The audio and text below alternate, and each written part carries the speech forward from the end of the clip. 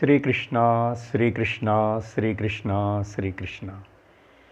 गुरुर्ब्रह्मा गुरुर्विष्णुः गुरुर्देवो महेश्वरः गुरुः साक्षात् परं ब्रह्म तस्मै श्री गुरवे नमः।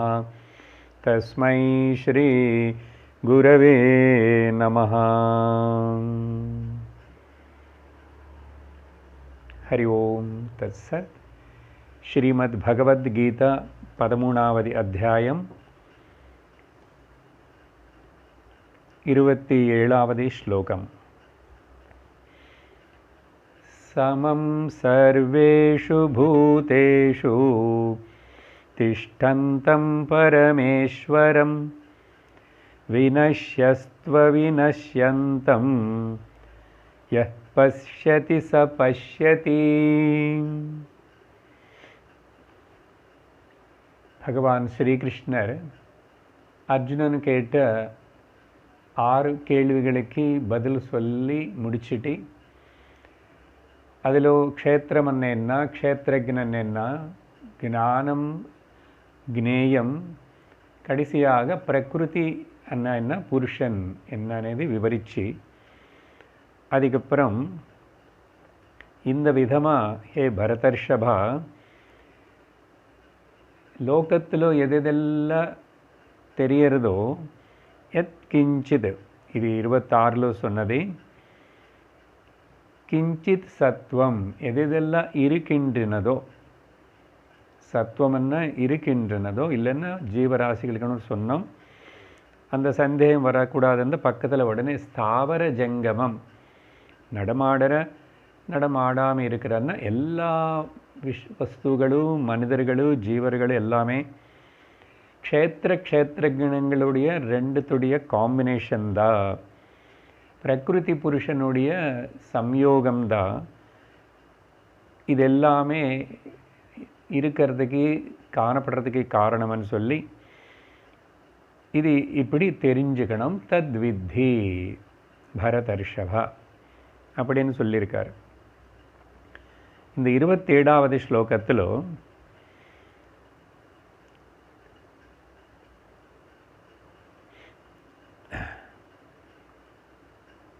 சர்வேஷு பூதேஷு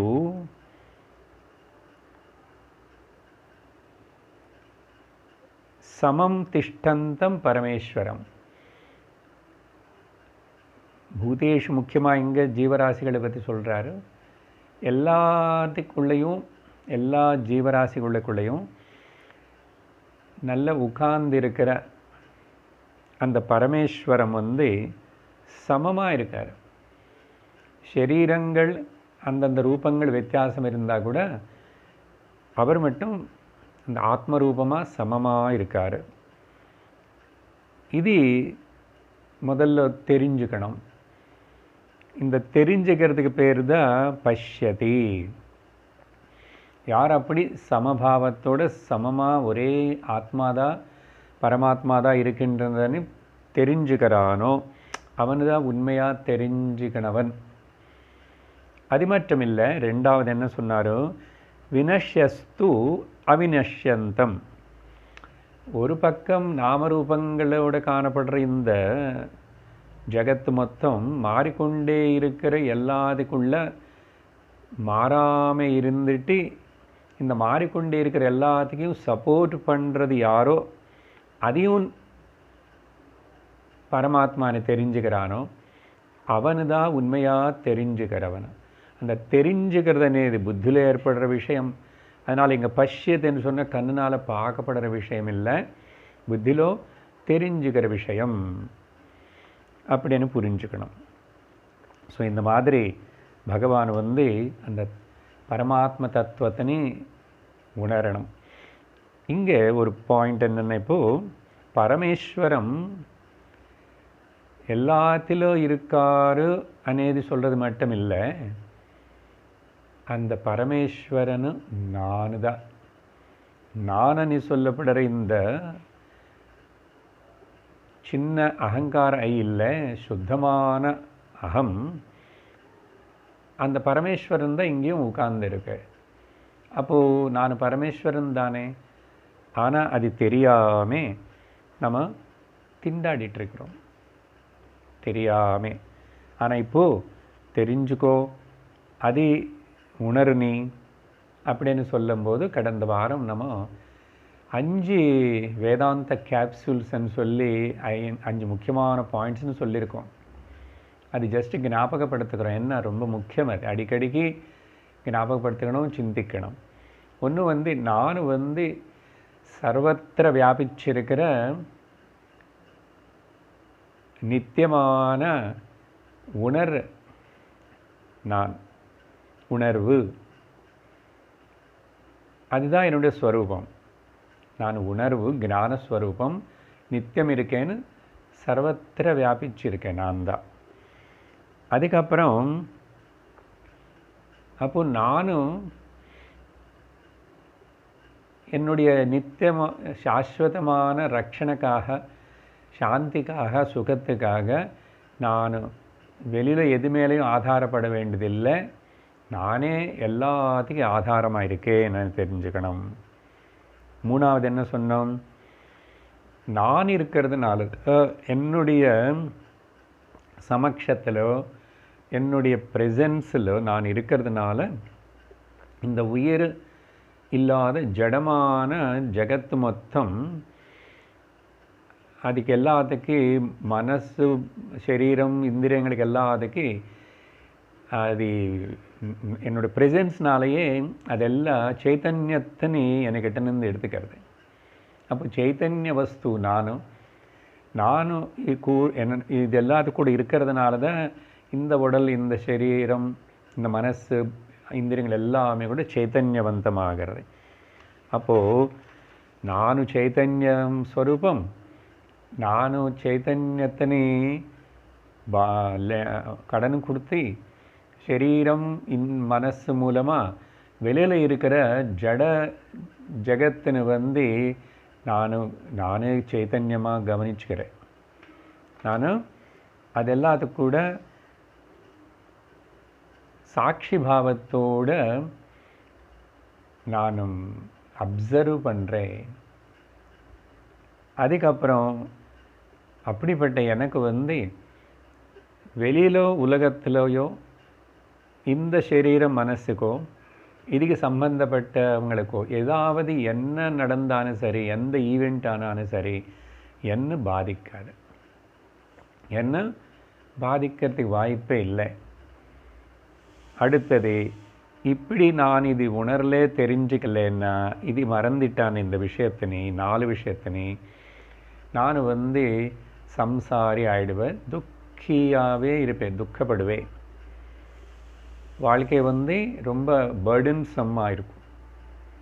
அதே நான் இது 4 ஞாபகம் வச்சுக்கிட்டு எப்பவுமே ஞாபகப்படுத்திக்கிட்டே அப்படி இருந்தாச்சுன்னா வாழ்க்கை எப்படி இருக்கும், ஒரு விளையாட்டியாக இருக்கும், ஒரு ஜஸ்ட் ப்ளே கேம் மாதிரி இருக்கும், என்டர்டெயின்மெண்ட் மாதிரி இருக்கும்.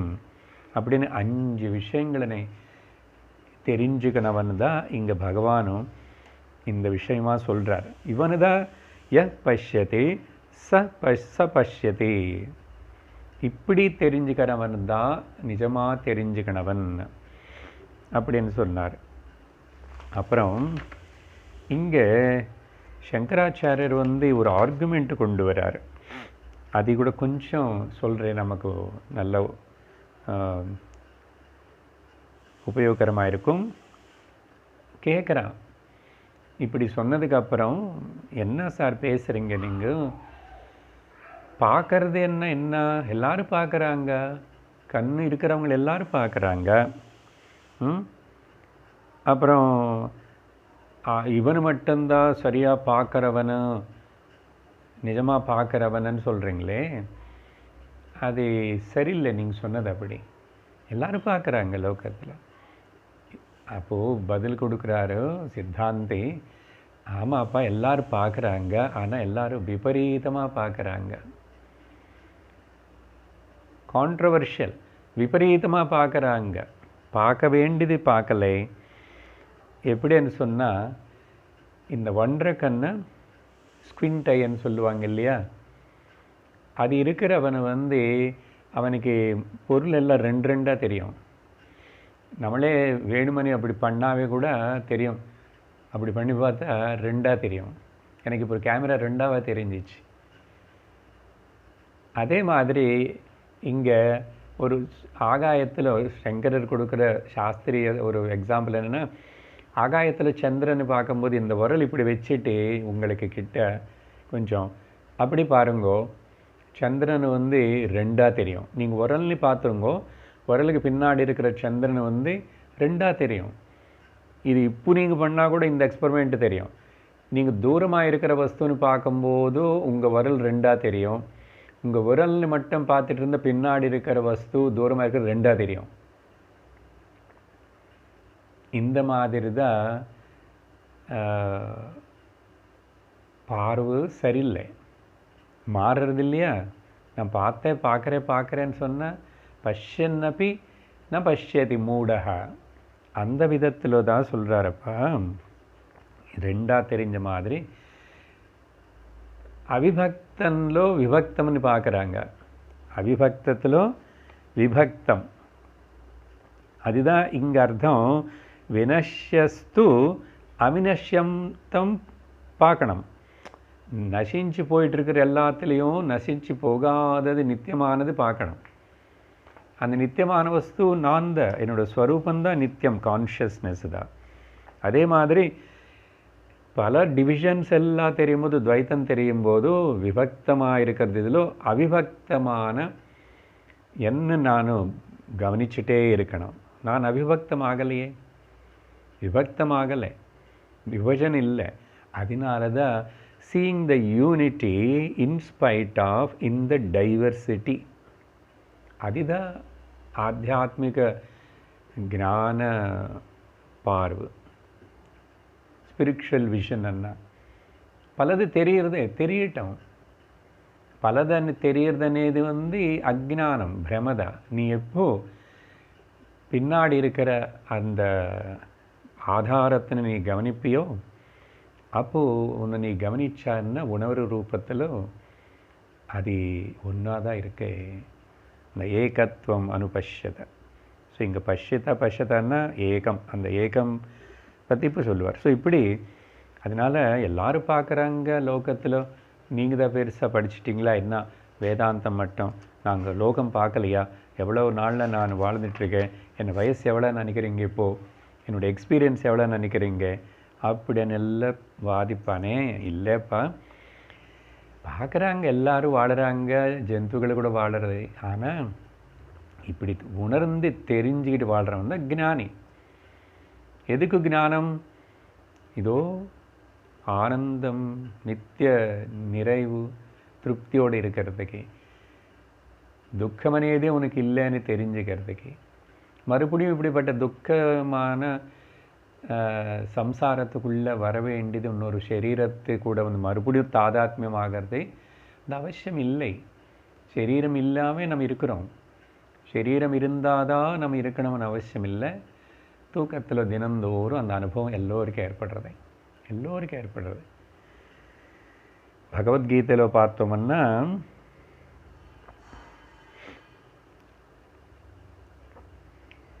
இது எல்லாத்தையும் பகவான் வந்து அங்கே இப்படி இதே மாதிரி கான்ட்ரடிக்டரி அதை ஞாபகப்படுத்திக்கணும். இப்போ என்ன,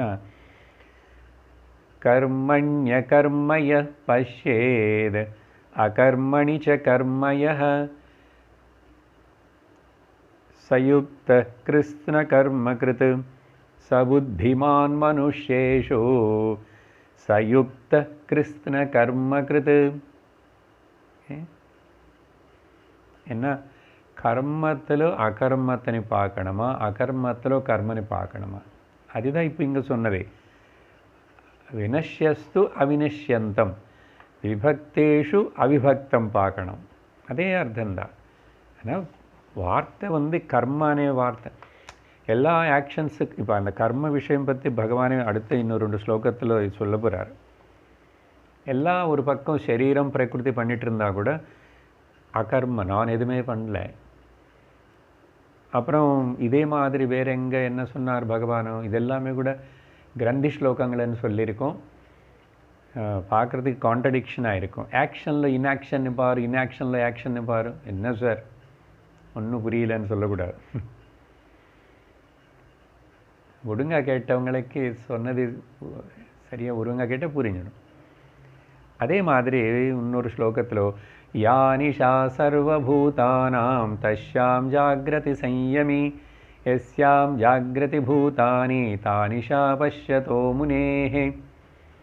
இதான் இப்போ கேட்ட இல்லைன்னு எல்லாரும் பார்க்குறாங்கன்னு. எல்லாரும் எங்கே பார்க்குறாங்க? எல்லாம் பேதந்தான் பார்க்குறாங்க, உடல் தான் பார்க்குறாங்க.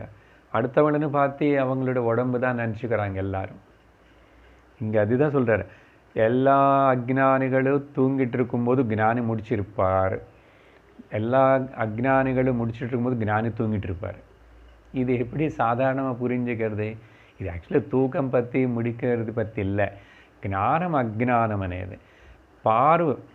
பஷ்யதி பஷ்யதி ச பஷ்யதி. எல்லா லோகத்தில் கோட்டி பேர், கோட்டானு கோட்டி பேர் அஜ்ஞானமாக சாதாரணம் அப்படி இருக்காங்க. நீங்கள் மட்டும் என்ன இங்கே உட்காந்துட்டு பகவத்கீதைன்னு சொல்லிக்கிட்டு எங்களை கஷ்டப்படுத்துகிறீங்க. அப்போ கோட்டி மெஜாரிட்டி அந்த பக்கம் இருந்தாலும் கோட்டியில் ஒருத்தர் ஒழுங்க அவன் இப்படி பார்த்தா தெரிஞ்சுக்கிட்டா அவன் தான் உண்மையான பார்க்குறவன், அவன் தான் ஞானி. அதனால பாருங்கள், அப்படிப்பட்ட ஒரு ஞானிக்கு நம்ம நாட்டில் முக்கியமாக எவ்வளோ மதிப்பு கொடுக்குறோம். ஞானிக்கு கொடுக்குற கௌரவம், மரியாதை, மதிப்பு வேறு யாருக்கும் கொடுக்க மாட்டோம். ஏன்னா அவர் சர்வ சங்க பரித்தியாகியாக ஒன்றும் இல்லாமல் இருந்தாலும், ஒரு சும்மா சுற்றிட்டு இருக்கிற ஒரு சுவாமியாராக இருந்தாலும், ஒரு சித்தராக இருந்தாலும் ஞானி. அந்த ஞானம் இருந்துச்சுன்னா அவங்களுக்கு உலகம் மொத்தம் அவங்களோட பாதங்களோட நமஸ்காரம் பண்ணுது. ஏன் என்ன சிறப்புன்னு அந்த ஞானத்தை, அந்த பார்வைக்கு அதுதான் புரிஞ்சுக்கணும். அதே மாதிரி இன்னொரு ஸ்லோகம் கீதையிலும், இது கீதை தான் படிச்சுட்டு இருக்கிறோம், வேறு அத்தியாயத்தில், நாசதோ வித்யதே பாவஹ நாபாவோ வித்யதே சதஹ உபயோரபி திருஷ்டோந்தஹ துவனயோஸ்தத்வதர்ஷிபிஹி. பல வாட்டி ஞாபகப்படுத்திகிட்டே இருக்கிற முக்கியமான ஸ்லோகங்கள். இப்போ இங்கே சொன்ன இது வினஷ்யஸ்து அவினஷ்யந்தம், எல்லாம் நசிச்சு போயிட்டுருக்கிற எல்லாத்திலும் நசிஞ்சு போகாமல் சாஸ்வதமாக இருக்கிறது என்னன்னு பாருன்னு. அது எங்கே சார் கண்ணுக்கு தெரிய மாட்டேங்குது, காதுக்கு கேட்க மாட்டேங்குதுன்னா, அது அப்படி காதுக்கு கேட்காது, கண்ணுக்கு தெரியாது, அது நீதான். சிந்திச்சு மறுபடியும் சிந்தனை பண்ணும். இங்கே என்ன சொன்னார்? இருக்கிறது ஒருக்காகவும் இல்லாமல் ஆகாது, இல்லாதது ஒருக்காகவும் இருக்க போகிறதில்லை. அதுதான் அர்த்தம். இங்கே எது மாறிக்கொண்டே இருக்கிறது எப்பவுமே மாறிக்கொண்டே இருக்கும், மாறாமல் இருக்கிறது எப்பவும் மாறாமே தான் இருக்கும். அந்த மாறாமல் இருக்கிறது உனக்கு வேணுமா, மாறிக்கொண்டே இருக்கிறது வேணுமா? மாறிக்கொண்டே இருக்கிறது நீ பிடிச்சிக்கிட்டு அது நீ பின்னாடி ஓடிட்டா உனக்கு துக்கம்தான், நீ சம்சாரி ஆகிடுவேன். மாறாமல் இருக்கிறது என்ன சார்? அது நீதான், நான் தான். அதே நான் தான் சத்து சித்து ஆனந்த ஸ்வரூபமாக உணர்வு இருப்புதலாக இருக்கிற, சாட்சியாக இருக்கிற, சைத்தன்யமாக இருக்கிற அந்த ஆத்மா நான் தான் அப்படின்னு தெரிஞ்சுக்கணும். ஸோ இதோடைய அர்த்தத்தை நம்ம அன்றைக்கே பார்த்தோம். அடுத்த இப்போ 28வது ஸ்லோகம் படிக்கிறோம். சமம் பஷ்யன் ஹி சர்வத்ர சமவஸ்திதமீஸ்வரம் நஹி நஸ்த்யாத்மனாத்மானம் ததோ யாதி பராம் கதிம். இப்போ மேலே சொன்ன இந்த விஷயத்தினை பகவான் இன்னொரு வேறு விதமான பதங்கள் உபயோகப்படுத்திட்டு அந்த சத்தியத்தினை தெரிவிக்கிறார். பஷ்யதி ச பஷ்யத் అనేది அவங்க அப்போ என்ன ஆயிடுச்சு, அவனுக்கு என்ன அடைஞ்சிட்டான். ஸோ இப்படி சமம் இந்த ஸ்லோகத்திலோட பாருங்க, திரும்பி சமம் வருது. பதத்துடைய அர்த்தம் பாருங்க முதல்ல, அப்புறம் கொஞ்சம் அனாலிசிஸ் பண்ணுறோம். ஹி எங்கே இருக்கு? பஷ்யன் ஹி, சமம் பஷ்யன் ஹி. ஹி என்ன இங்கிலீஷ் ஹெச்இ இல்லை, இங்கே ஹி என்ன உண்மையாக எதனால மேலே அவனை வந்து அவன்தான் சரியாக பார்க்குறவனும் அப்படின்னு சொல்லணும். அவன்தான் சரியாக உணர்ந்தவன், அவனு தான் ஞானம் இருக்கிறவனே சொல்கிறோம். என்ன காரணம் தெரியுமா? இங்கே வந்து அப்படின்னா அவனுக்கு அப்படிப்பட்ட ஒரு பார்வதும் அறிவு எப்படி ஏற்படுதுன்னா பரமார்த்த தர்சனத்தினால. இங்கே கூட இந்த ஸ்லோகத்திலும் ஈஸ்வரம் வார்த்தை வருது, மேலே ஸ்லோகத்திலும் பரமேஸ்வரம் வார்த்தை வந்தது. அன்றைக்கே சொன்னானு ஆத்மானு உபயோகப்படுத்தாமல் பரமேஸ்வரன் அనే வார்த்தை உபயோகப்படுத்துகிறார். எல்லாம் ஒன்று தான். ஆனால் இப்படி சொல்லும்போது என்னென்னா சர்வாத்ம பாவம், அந்த சமஷ்டி பாவம், சமஷ்டி மொத்தத்துக்கு ஆதாரமாக இருக்கிற அந்த பரமேஸ்வரன் யாரோ அதை பற்றி சொல்லும்போது சர்வத் ஹி என்னாச்சு, சர்வத்திர சமவஸ்திதம் ஈஸ்வரம் சமம் பஷ்யன். அந்த சர்வத்திர அப்படின்னா இங்கே அங்கே எந்த பேதம் இல்லை, இடம் பேதம் மட்டும் இல்லை, காலபேதம் இல்லைன்னு தெரிஞ்சுக்கணும். அப்புறம் வஸ்து பேதம் இல்லைன்னு தெரிஞ்சுக்கணும். இப்போ சர்வத்திர சர்வஸ்மின் சர்வதா அப்படின்னா எல்லா காலத்துலேயும் எல்லாத்துலேயும் எல்லா இடத்துலையும் எப்பவுமே. இந்த சர்வத்திரனது இது ஃப்யூச்சர் பாஸ்ட் ப்ரெசென்ட் டென்ஸ் இல்லை, எப்பவுமே அப்போ இப்போ எப்போ. there was, there is, there will be அப்படின்னு சொன்ன மாதிரி எப்பவுமே சர்வத்திர சமவஸ்திதம் ஈஸ்வரம். சமமாக எல்லாத்தையும் சப்போர்ட் பண்ணிட்டு இருக்கிற, சமமாக இருக்கிற, அந்த சப்போர்ட் பண்ணுறதுல சமந்தான். பேதங்கள் எங்கே வந்துச்சு அது அப்புறம் சொல்லுவார் அடுத்த ஸ்லோகத்தில். அப்போ அந்த சமமாக இருக்கிற, சமமாக அவஸ்திதமாக இருக்கிற அந்த ஈஸ்வரன் வந்து பார்க்குறவங்க கூட ஓ சமமாக பார்க்குறேன், சமம் பஷ்யன். அது அப்போது சர்வத்திர సమదర్శనం, సమబుద్ధి, సమభావం, సమదృష్టి అనేది.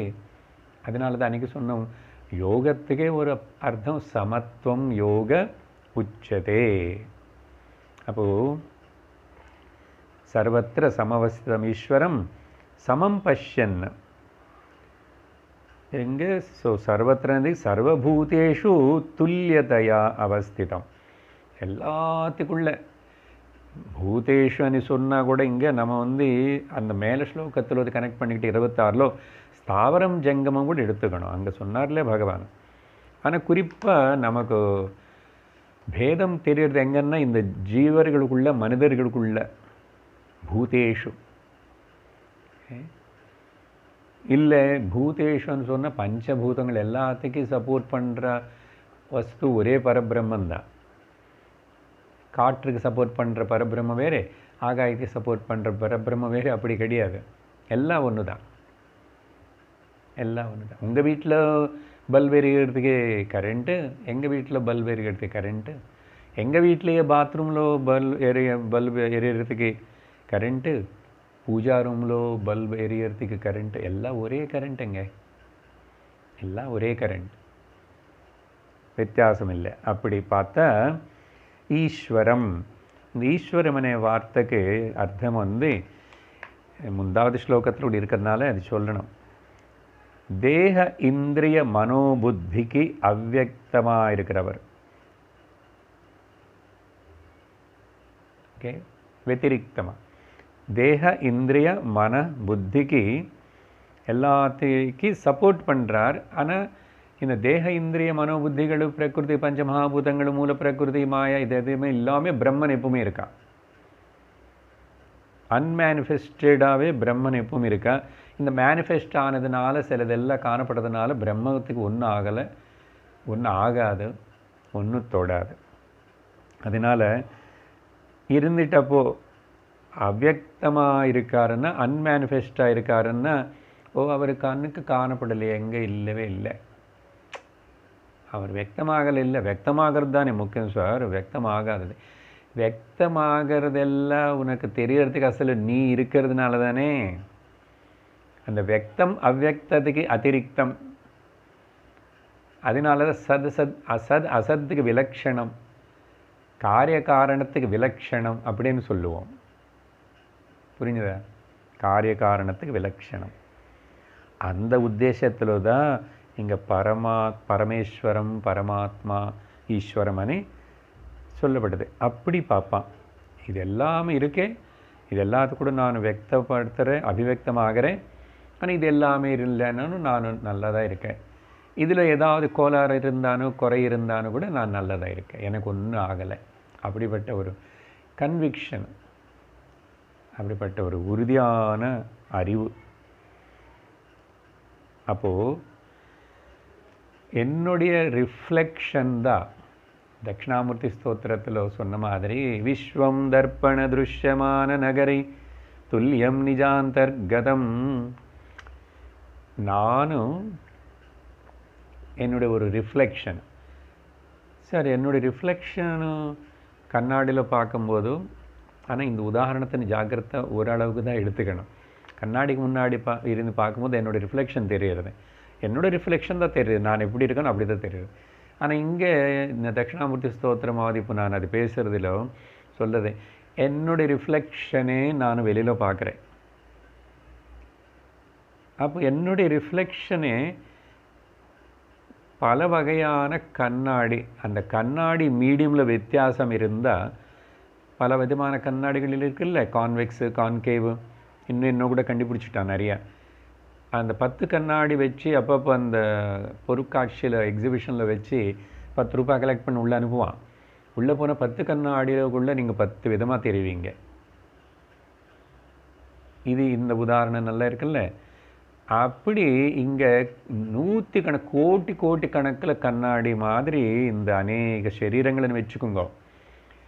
அப்போது அந்த கண்ணாடியில் பார்க்கும்போது நானும் அப்படி இருக்கேன், இந்த கண்ணாடியில் பார்க்கும்போது இப்படி இருக்கேன். ஆனால் மொத்தத்தில் நான் தான்.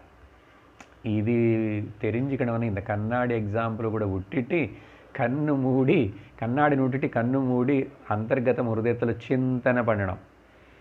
அப்புறம் கண்ணு திறந்து கூட பாரு, சிந்தனை ஆழமாக என்ன அர்த்தம் இதுக்கு இல்லைன்னா அப்போ எதுவும் சங்கரர் எழுதுறாரு, விஸ்வம் தர்ப்பணமான துஷ்ய நகரை, தர்ப்பணத்தில் காணப்படுற ரிஃப்ளெக்ஷன். அப்போ ரிஃப்ளெக்ஷன் அது எங்கே இருக்கு? நிஜம் அந்தர்கதம், இது உள்ளே இருக்குது அப்படின்னு நானே தான். இந்த நானனை தோணுற கான்ஷியஸ்னஸ் உணர்வு எது இருக்கின்றதோ அதே தான் வெளியில் என்ன நானும் இப்படி மொத்தம் விஸ்வமாக பார்த்துட்ருக்கேன். என்னோட விபூதி தான் இது. இந்த உதாரணம் இப்போ சின்ன ரிஃப்ளெக்ஷன் இல்லை, ஒரு கண்ணாடி இல்லை, நான் என்ன 10 கண்ணாடி வெரைட்டிது இல்லை, விஸ்வம் மொத்தமே பல மீடியம்ஸ், தட்ஸ் ஆல். அதனால தான் கொசுக்குள்ளே நான் தான் இருக்கேன், பசுக்குள்ளே நான் தான் இருக்கேன், எல்லாத்திலும் அதான் மேலே பேசினதெல்லாம் சர்வத்திர சம அவஸ்திதம் சமம் பஷ்யன். ரொம்ப ரொம்ப முக்கியம், ரொம்ப முக்கியம். நிதித்தியாசன் கான்டெம்ப்ளேட் பண்ணக்கூடிய ஸ்லோகங்கள், வார்த்தைகள். அதனால தான் இவ்வளோ நேரம் பேசுகிறோம். சரி, இன்னும் இங்கே அந்த ரிஃப்ளெக்ஷன்ஸ் எல்லாமே எது மேலே டிபெண்ட் ஆகிருக்கும்? கண்ணாடியே மறுபடியும் அந்த சிம்பிள் கண்ணாடி எக்ஸாம்பிள் எடுத்தால், என்னுடைய ரிஃப்ளெக்ஷன் கண்ணாடியில் காணப்படுறது. அப்போ அந்த ரிஃப்ளெக்ஷனு கண்ணாடி மேலே ஆதாரப்பட்டிருக்கேன். கண்ணாடி என்ன மீடியம். அப்புறம் அப்போ மீடியம் சரியில்லைன்னா, மீடியமில் கோளாறு இருந்தால், மீடியமில் ஏதாவது டிஸ்டர்பன்ஸ் வந்தால், ரிஃப்ளெக்ஷனில் டிஸ்டர்பன்ஸ் வருமா வராதா? வரும். அப்போ ரிஃப்ளெக்ஷனில் டிஸ்டர்பன்ஸ் மீடியம்னால் வந்ததுனால, உபாதினால் எனக்கு ஏதாவது ஆயிடுச்சா? இப்போ அந்த 10 கண்ணாடிக்குள்ளே பார்க்கும்போது நான் 10 விதமாக காணப்பட்டானோ, இன்னும் ஒரிஜினலான எனக்கு ஏதாவது எஃபெக்ட் ஆயிடுச்சா? ஆகலை, நான் அப்படி தான் இருக்கேன். அப்போன்னா அர்த்தம் மீடியம் ரிஃப்ளெக்ஷனும் மீடியம் மேலே ஆதாரப்பட்டிருக்கு. மீடியம்னு உபாதி. உபாதி எப்பவுமே ஃப்ரெஜைல் என்னன்னா அனித்யம், அசாஸ்வதம், அஸ்திரம். பக்கெட்டில் தண்ணி வச்சுருக்கோம் வாசலில், சூரியன் மேலே நின்று நல்லா பிரதிபலிக்கிறாரு. ஆனால் அந்த தண்ணி பக்கெட்டு இதெல்லாமே கூட எனி டைம் எந்த காரணத்தினாலாவது அதே உளுந்து போகலாம், உடஞ்சி போகலாம், அசையலாம், ஆடலாம். காற்று வந்த ஜலம் ஆடும், ஜலம் ஆடிட்டால் அதில் பிரதிபலித்த பிரதிபலிப்பு ஆடும். ஆனால் அந்த பிரதிபலிப்புக்கு காரணமாக இருக்கிற சூரியன் ஆடுவாரா, அவருக்கு ஏதாவது ஆகிறதா? சொன்ன எக்ஸாம்பிள்ஸ் தான் பலவாட்டி, மறுபடியும் மறுபடியும் சிந்திக்கணும். அதனால் ரிஃப்ளெக்ஷன் வந்து எப்போ மீடியம் அன்ஸ்டடினால, அஸ்திரம்னால ரிஃப்ளெக்ஷனும் அஸ்திரம்தான். அப்போது அது எல்லாமே மாறினா கூட எனக்கு ஒன்றும் ஆகலை. அப்படின்னா பிரகிருதி ஃபேட்ஸ் அவே, பிரகிருதி மாறி விக்ருத்தில் ஏற்பட்டுகிட்டே இருக்கும். அப்படி விக்ருதி ஏற்பட்டுட்டு இருக்கிற பிரகிருதி கூட நான் நெருங்கி இருந்து நான் கவனிச்சாட்டி அது கூட சேர்ந்து வாழற மாதிரி இருந்தால் கூட நானே உணர்வு, ஆத்மா கான்ஷியஸ்னஸ் வந்து ஃபேட் ஆகலை, ஒன்றாகலை, ஒன்றும் ஆக முடியாது அப்படின்னு புரிஞ்சுக்கணும். இப்படி புரிஞ்சுக்கணவனாமா அடுத்த வரியில் என்ன சொல்கிறாருன்னா, ஸோ இப்போ இங்கே என்ன சொன்னார், சமம் பஷ்யன் ஹி சர்வத்திர சமவஸ்திதம் ஈஸ்வரம். இப்படிப்பட்டவனும் சக இல்லைங்க ந ஹினஸ்தி ஆத்மனா ஆத்மானம், அவனே நாசனம் பண்ணிக்க மாட்டான். இது கொஞ்சம் சிந்திக்க வேண்டிய வார்த்தை. நான் முதல்ல கொஞ்சம் கொஞ்சமாக நார்மல் லிட்ரரி மீனிங் அப்படியே எடுத்துக்கிட்டு பார்த்தா, இதுக்கு வந்து ஜெனரல் டிக்ஷனரி மீனிங்லாக பார்க்கும்போது, ஞானி he never destroys the ஆத்மா. ஞானி ஆத்மனு கொலை பண்ண மாட்டார். ந ஹினஸ்தி, அது ஜெனரலாக பதம் அப்படி அர்த்தம் எடுத்துட்டார். கொலை பண்ண மாட்டார், டிஸ்ட்ராய் பண்ண மாட்டார். அப்படின்னா என்ன அர்த்தம்னு சொன்னால், அதில் 2, 3, 4 பாயிண்ட்ஸ் நம்ம புரிஞ்சுக்கணும். இதுக்கு எதுக்குன்னா, இப்படி பேசும்போது இந்த வார்த்தை சொன்ன உடனே ஜென்ரல் மீனிங் எப்படி, இங்கேயும் ஒரு டவுட்டு கேட்குறான். சார் யார் சார் லோகத்தில் நோபடி லைக்ஸ், எந்த பிராணி கூட தன்னை தான் ஹிம்சை பண்ணிக்கிறதுக்கு விரும்பாது. நீங்கள் எங்கோ ஒரு வெரி ரேர்லி நடந்த ஒரு சூசைடும் ஆத்மஹத்யா பண்ணிக்கிறாங்க யாரோன்னா, அது வெரி ரேர்லி. ஆனால் பெரும்பாலும் எந்த பிராணி கூட தன்னை தான் ஹிம்சை பண்ணிக்கணும்னு எங்காவது ஆசைப்படுமா? நீங்கள் ஏன் அப்படி சொல்கிறீங்க? இது பொருத்தமாக இல்லை. இது எப்படி இருக்குன்னா, நெருப்பு பூமி மேலே எரிக்கக்கூடாது. அப்போ எங்கே இருக்கணும்? நெருப்பு வந்து ஆகாயத்தில் எரிக்கணும். நெருப்பு ஆகாயத்தில் எரிக்க முடியாது, நெருப்பு பூமி மேலே தான் இருக்கணும்.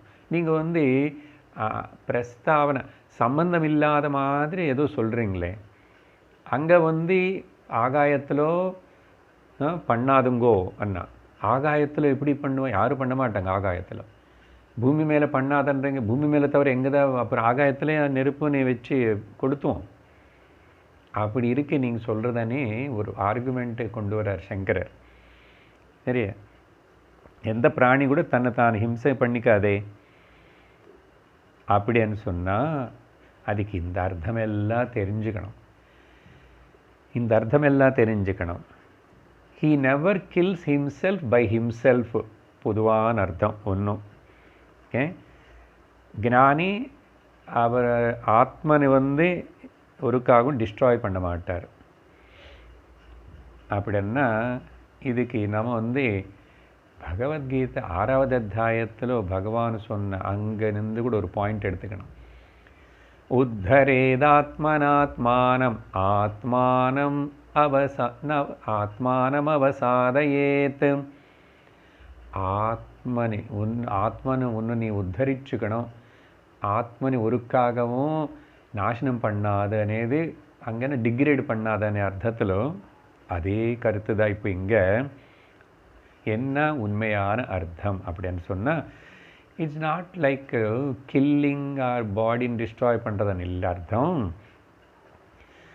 யார் அவன் தனன்னு தானு நான் ಶರೀರವನ್ನು ಅನಿಸಿಕರಾನೋ ಅದೇ ದ ಆತ್ಮಹತ್ಯ. ಆತ್ಮಾನ ಎನ್ನ ನಾನು ಶರೀರವನ್ನು ಅನಿಕರದೆ ஆத்மஹத்தியங்க. ஆனால் ஞானி இது பண்ண மாட்டார். ந ஹினஸ்தி. ஆயிடுச்சா? இன்னொரு அர்த்தம் என்ன தெரியுமா?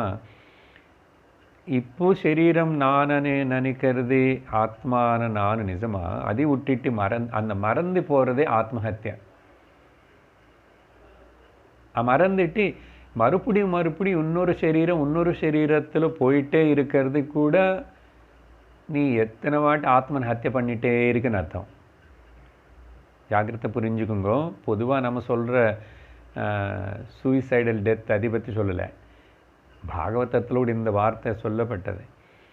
உண்மையாக எல்லோரும் யார் ஆத்மனே தான் தெரிஞ்சிக்காம சரீரம் நினைக்கிறது, சரீரம் மறுபடியும் பிறக்கிறது, இன்னொரு சரீரம் வரும், இன்னொரு இடத்துக்கு போறேன்னு நினைக்கிறது, இது எல்லாமே ஆத்மஹத்தியை தான். ஸோ மறுபடியும் சரீரத்தை நீ எடுத்துக்கிட்டு இருக்கிற பாரு, இது you are destroying and killing the ஆத்மான ஒன்று நீ தெரிஞ்சுக்காமே அப்படின்னு அர்த்தம். அப்போது ஞானி இது செய்ய மாட்டான், மறக்க மாட்டான். இங்கே ஆக்சுவலி மறந்துட்டா ஹத்யா, மறக்கலைன்னா நான் ஹத்யா. ஹினஸ்தி ந ஹினஸ்தி. புரிஞ்சுதா?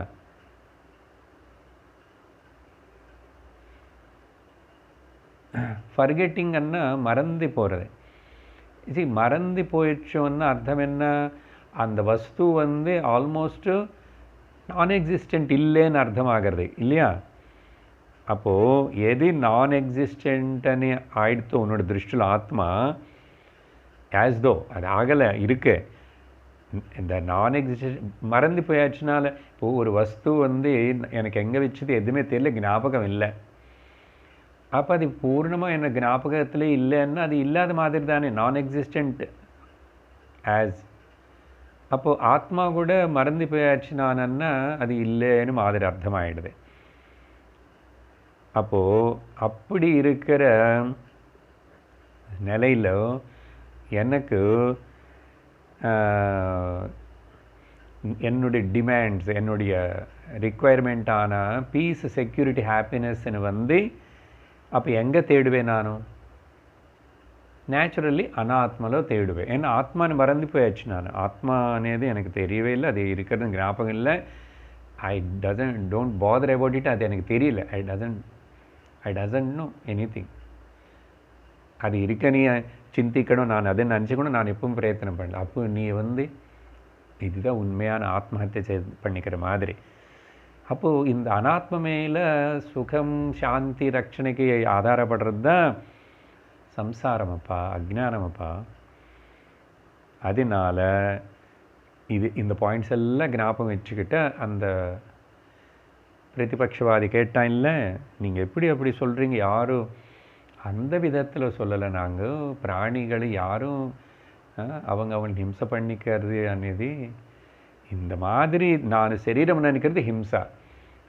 அதனால தான் எது பெரிய பாப்பம்னு சொன்னால் நான் சரீரம் நினைக்கிறது தான் பெரிய பாப்பமா. ஏன்னா சரீரம் நினச்சதுக்கு அப்புறம் தானே நீ கர்மக்கு அப்புறம் காம கர்ம ஜென்ம எடுத்துக்கிட்டு இப்படி இருக்கிற. அப்போ இது பாப்பம். உனக்கு எங்கே இருக்க பாப்பம்? ந புண்ணியம் ந பாபம் ந சௌக்கியம் ந துக்கம் ந மந்த்ரோ ந தீர்த்தம் ந வேதான யஜ்ஞாஹ. அப்படி இருக்கும்போதும் எதுக்கு இதெல்லாம் யார் உருவாக்கிட்டான்? நீ தானே கிரியேட் பண்ணிக்கிட்ட. விளங்கிப்போ. அதனால் ஞானி ந ஹினஸ்தி. அதனால இந்த ஆத்மானு மறக்காமல் இருக்கிறதுனால ததஹ. ஓகே, ததஹன்னா தத் அஹிம்சனாத். இங்கே அஹிம்சனாத்ன்னு அதான் அந்த ஆத்மனு தான் மறக்கலை, ஞாபகம் வச்சுக்கிட்டான், உணர்ந்துட்டான், தெரிஞ்சுக்கிட்டான் தானே. அதனால பராம் கதிம் யாந்தி. பார்த்தீங்களா ரிசல்ட், இந்த பலம் சொல்கிறாரு. அவனுக்கு பராம் கதிம் அப்படின்னா the ultimate peace, happiness, security எல்லாமே வந்துச்சு.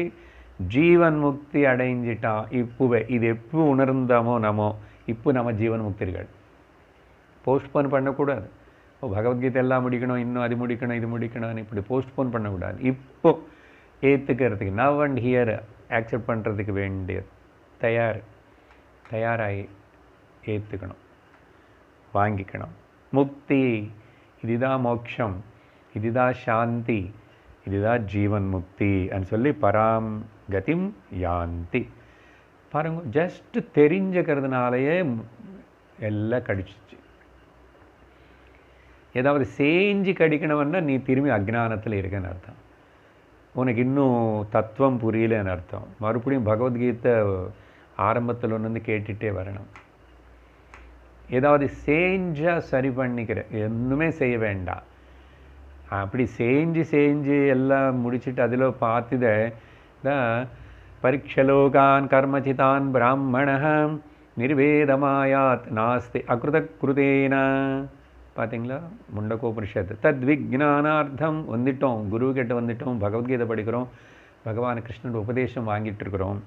தத்விஜானாத் ச குருமேவாபி கச்சது. குருக்கிட்ட வந்துட்டோம், கேட்டோம், கடிச்சுச்சு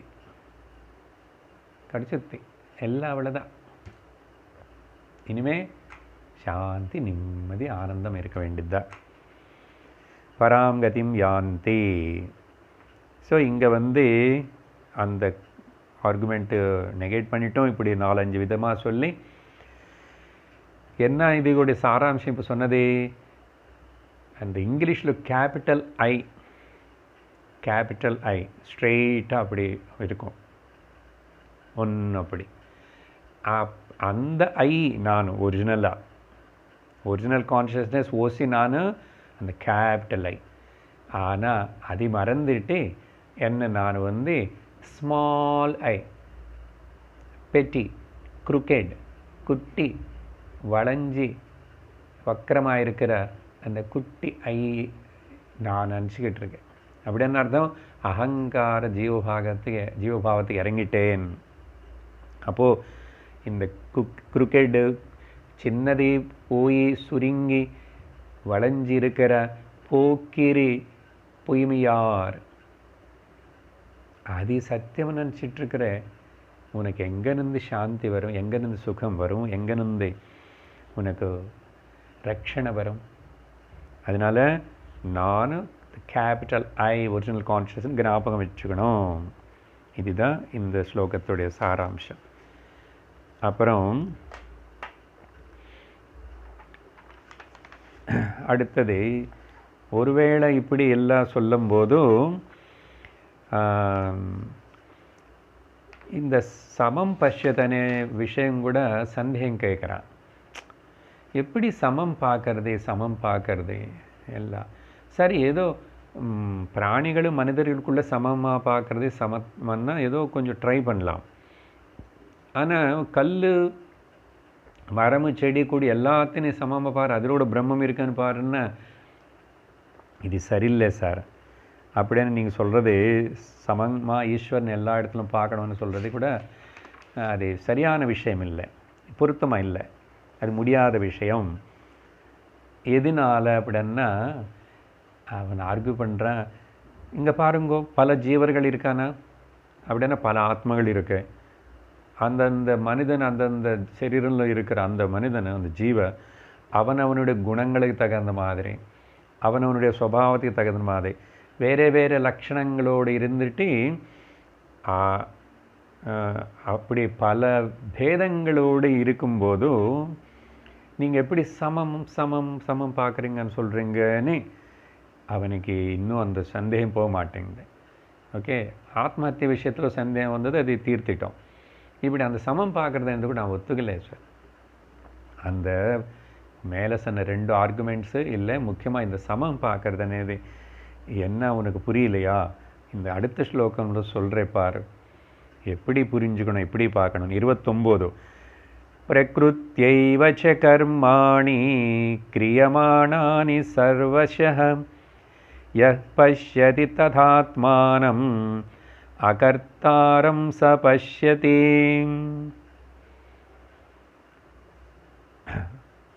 இது மறுபடியும் முக்கியமான ஸ்லோகம். என்ன சொல்கிறாருன்னா, இதோ இவனுக்கு இப்படிப்பட்ட சந்தேகம் வரக்கூடாது இனிமேல் யாருக்கு கூட நமக்கு.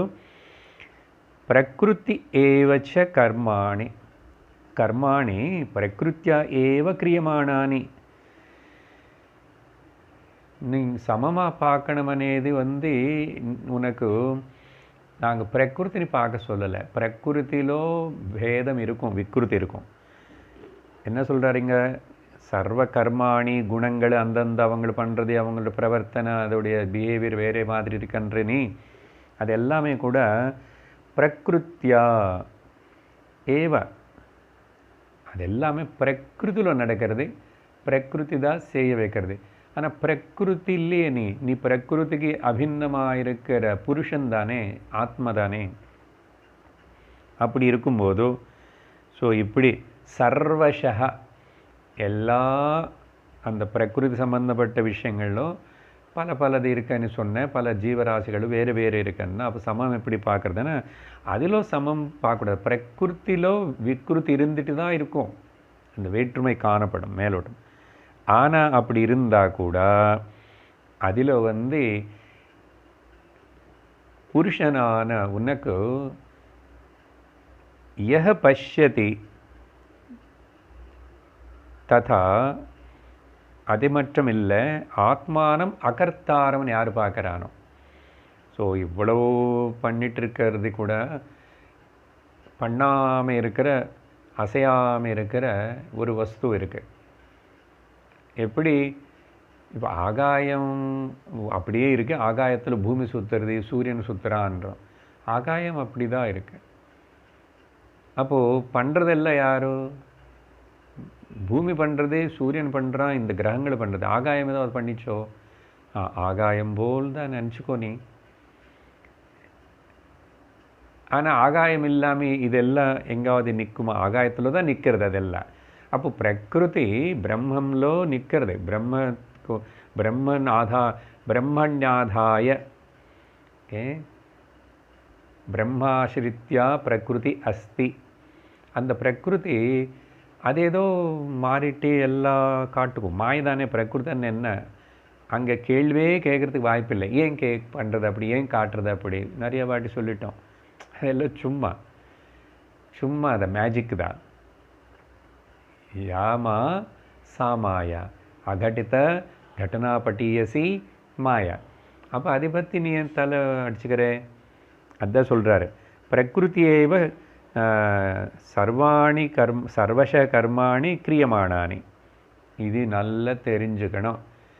எதெல்லாம் என்னமோ நடக்கிறது, உடம்புல என்னமோ நடக்கிறது, வயத்தில் என்னமோ நடக்கிறது, தலையில் என்னமோ நடக்கிறது, எல்லாம் பிரகிருதி தான். ஆமாம், கொஞ்சம் அப்படி இருக்கும், தலை சுற்றும், கால் வலிக்கும், வயிற்று பரட்டும், எல்லாம் ஆகும், பசிக்கும், உள்ள சப்தம் வரும், எல்லாம் வரட்டும், வந்துடும், பிரகிருதி தான்.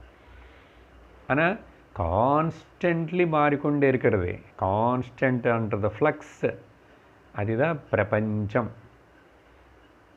பிரகர்ஷனேன அப்படி சரசரசர சம்சரதி இது சம்சார, ரொம்ப வேகமாக டக்கு டக்கு டக்குன்னு மாறிக்கொண்டே இருக்கிறது. இது யார் புரிஞ்சுக்கிறானோ, அப்படி புரிஞ்சுக்கிட்ட அப்புறம் அவனு தான் சரியாக திரும்பி அந்த பஷ்யதி வார்த்தை பாருங்கோ, மறுபடியும் இங்கே வந்துச்சு.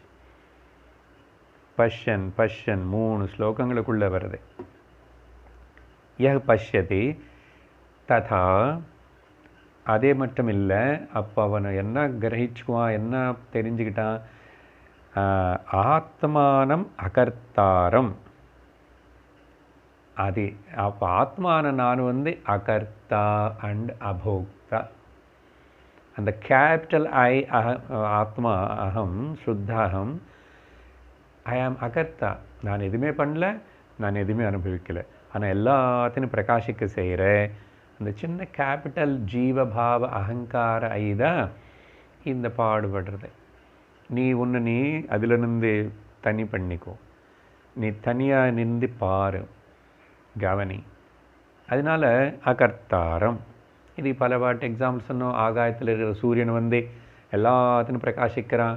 அந்த கோயம்புத்தூர் பெரிய ஜங்ஷனில் லைட்ஸ் எல்லாம் இருக்குது. அது டிராஃபிக் போயிட்டுருக்கு, எல்லா டிராஃபிக் அங்கே என்னென்னமோ நடக்கிறது. அது எல்லாத்தையும் பிரகாசிக்க செய்கிற சூரியனுக்கு ஏதாவது சம்பந்தம் இருக்கா? எதுவுமே இல்லை. இந்த புண்ணியம் பாபம் అనేది கூட சூரியனுக்கு பிரகாசத்துக்கு இல்லை, அந்த வெளிச்சம் అనేది இல்லை. அதான் நான் வெளிச்சம் தானே, ஜோதிஸ்வரூபம் தானே ஆத்ம நானும். அப்படிப்பட்ட ஜோதிஸ்வரூபமாக வெளிச்சமாக எல்லாத்தையும் விளங்கிட்டுருக்கு. நான் சுயமாக பிரகாசிச்சிட்ருக்கிறதுனால எனக்கு வந்து எதுவுமே சம்பந்தம் இல்லை. அகர்த்தாரம். இப்படி பிரகிருத்தில தான் எல்லாமே நடக்கிறது. ஆத்மா புருஷனால ஒன்றும் நடக்கலை. அந்த புருஷனுடைய ரிஃப்ளெக்ஷனான சிதாபாசம் ஜீவபாவம், அந்த ரிஃப்ளெக்ஷன் தான் இப்படி ஒரு மோமெண்டம் எடுத்துக்கிட்டு ஒரு ஊர்வலம் நடத்துறது, ஒரு கோஷம் போடுறது, என்னென்னமோ பண்ணுறது பிரகிருதி கூட சேர்ந்துச்சு. அப்போது அது ரிஃப்ளெக்ஷன் தான். இந்த ரிஃப்ளெக்ஷன் நீ பார்க்குற, சிதாபாசத்தை நீ பார்க்குற, நானும் சிதாபாசம் ஜீவ இந்த சரீரத்தோட தாதாத்மியமாக பண்ணுறதையும் நான் பார்க்குறேன். நான் அதை தனியாக நின்றுட்டுருக்கேன், அப்பாற்பட்டவனாக இது நின்றுருக்கேன். ஸோ இப்படி அகர்த்தாரம், ரொம்ப இம்பார்ட்டண்ட் வேர்டு அகர்த்தாரம். கீதையிலோ 5வது அத்தியாயத்தில் பார்த்தோம். பஷ்யன் ஸ்ருண்வன் ஸ்பிருஷன் ஜிக்ரன் அஷ்ணன் கச்சன் ஸ்வபன் ஸ்வசன் பிரலபன் விஸ்ருதன் குருண்ஹன் நிர்குணனபி 13 விஷயம் சொல்லிட்டு நைவ கிஞ்சித் கரோமீதி யுக்தோ மன்யேத தத்வவித். நானே எதுவுமே பண்ணல, எல்லா பிரகிருதி பண்ணுறது நடக்கிறது, அது பாட்டு நடக்கட்டும் அப்படின்னு நான் என்னை செப்பரேட் பண்ணிக்கிட்டேன். நான் அப்போதான் நானும் ஒழுங்க பார்த்தேன், புரிஞ்சுக்கிட்டேன்னு அர்த்தம். பாருங்க, ய பஷ்யதி ச பஷ்யதி. யார் இப்படி புரிஞ்சுக்கிறானோ அவன் தான் ஒழுங்க புரிஞ்சுக்கினவன், தெரிஞ்சுக்கினவன், பார்த்தவன், தத்துவ தர்சனம் ஆனவன் அப்படின்னு சொல்லிட்டு அதுக்கு பிறகு இந்த ஹத்யா பற்றி சொன்னமே, அதுக்கு இன்னொரு ஸ்லோகம் மந்திரம் ஈஷாவார்ஷோபனிஷத்தில் பாகவதம்ல கூட இருக்கு. அசூரியாநாமதே லோகாஹ அந்தேன தமசாவிருதாக ராகும்ஸ்தே பிரேத்யா விகச்சந்தி ஏகே ஆத்மஹனோ ஜனாக.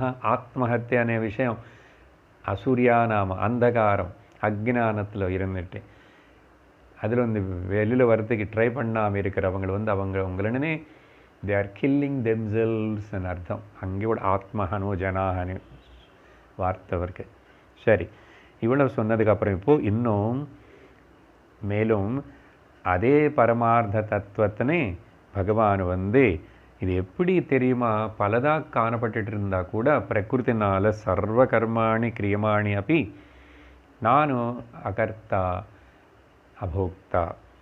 30வது ஸ்லோகத்தில் யதா பூத ப்ருதக் பாவம் ஏகஸ்தமனு பஷ்யதி தத ஏவ ச விஸ்தாரம் பிரம்ம சம்பத்யதே ததா.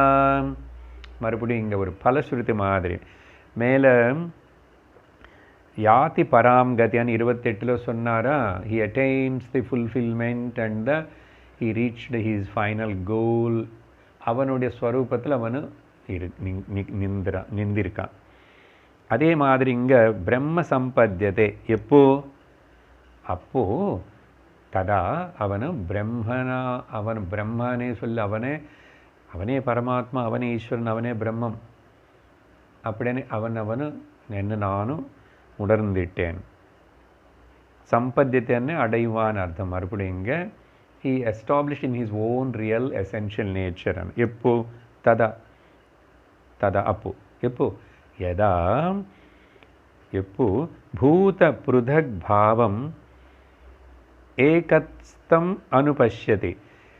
ಈ ಪಂಚಭೂತಗಳೆಲ್ಲ ಕೂಡ ಅದು ಮೇಲೆ சொன்னதெಲ್ಲ கனெக்ஷன். இது பிரகிருதி புருஷன் ரெண்டுத்தையும் நல்லா பிரித்து நல்லா சொல்கிறாரு. பிரகிருதி பிராட்டி பிரகிருதி இருந்தாலும் அது க்ஷேத்திரம். அங்கே பூத புருதக், பூதங்கள் பல வகை இருக்குது, பல மனிதர்கள் இருக்காங்க, பல வகையாக பிரவர்த்திக்கிறாங்க. தேவதைகள்ன்றாங்க, ராட்சசர்ன்றாங்க, மனிதர்களையே எத்தனோ வெரைட்டி. அப்பப்பா இத்தனை பூத புதக், பறவை, காக்கா, நாய், குரங்கு, மீன், என்னென்ன ஜந்துகள், பூத புருதக் பாவம் இதெல்லாம் தெரிஞ்சிட்டு இருந்தால் கூட ஏகஸ்தம் அது எல்லாமே எதில் நிந்திருக்கு, அப்புறம் எது மேலே காணப்படுது, எந்த ஸ்க்ரீன் மேலே இதெல்லாம் காணப்படுறதுன்னு அர்த்தம். எங்கே நின்று அதில் உருவாயிடுச்சுன்னா அந்த ஏகஸ்தம்னா on which they are all dependent. எது மேலே எதிலோ நின்று எந்த ஸ்க்ரீன் மேலே அதெல்லாம் நிந்திருக்கோ, எது ஆதாரமாக வச்சுக்கிட்டு அதில் ஓடிட்டுருக்கோ அந்த ஏகஸ்தம் அனுபஷ்யதி. அணுன்னா கூட ரொம்ப க்ளோஸ்லி, ரொம்ப கிளியர்லி, ரொம்ப சூக்ஷ்மமாக, அணு அనే வார்த்தை சூக்ஷ்மம், க்ளோஸ், நியர், கண்டினியூஸ்லி அனுபஷ்யதி, ஒரு க்ஷணம் கூட மறக்காம. அது மட்டும் இல்லை, ததையேவச்ச விஸ்தாரம். அது இங்கே என்னன்ற சிருஷ்டி, அது எதிலிருந்து வந்தது. அப்புறம் தத்தச்ச விஸ்தாரம்னு அதோடைய மேக்னிஃபிகேஷன், விஸ்தாரம். ஆறில் ஸ்திதி, எக்ஸ்பேன்ஷனு நிறைய இருக்கு, அனந்தமாக இருக்கு. யாருக்கும் தெரியாது உலகத்துடைய அளவு.